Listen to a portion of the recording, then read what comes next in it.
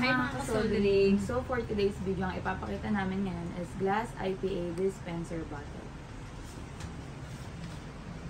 Specification: capacity 150 ml and 220 ml.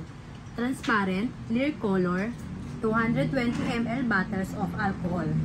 Material of bottle: tempered glass. The bottle body adopts acid-proof and alkaline resistant anti-corrosion glass material of mechanical suction pump stainless steel, conical shape.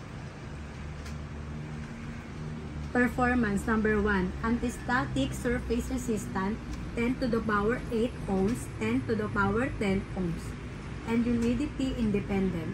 Number 2, special design to avoid the liquid reflux.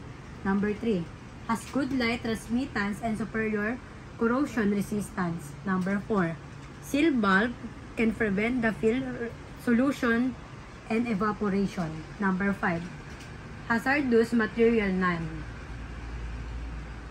Usage: suitable for glass bottles of alcohol production line and the repair work in order to reduce the liquid volatilization and save the amount of use, particularly suitable for cleaning machine water, alcohol, and other volatile liquid storage using statistic-sensitive application and long storage.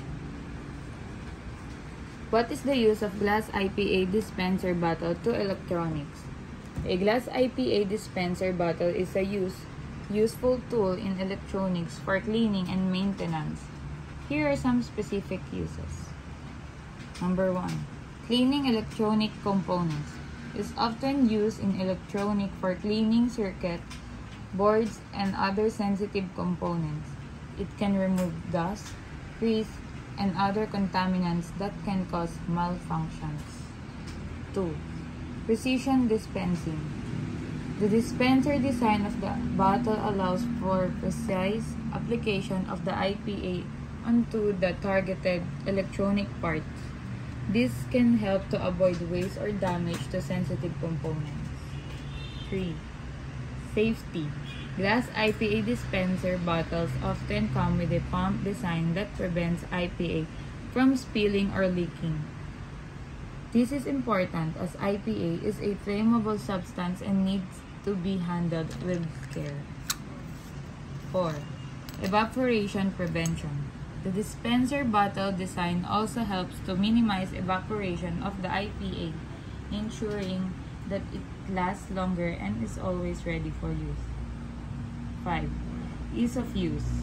Using a dispenser bottle can make the process of cleaning electronics much easier and more efficient, as it allows for quick and easy access to IPA. Remember to always use IPA in a well-ventilated area and avoid any ignition sources due to its flammability. Also, while IPA is excellent for cleaning electronics, it's important to remember that it can damage certain materials such as clear plastic and rubber.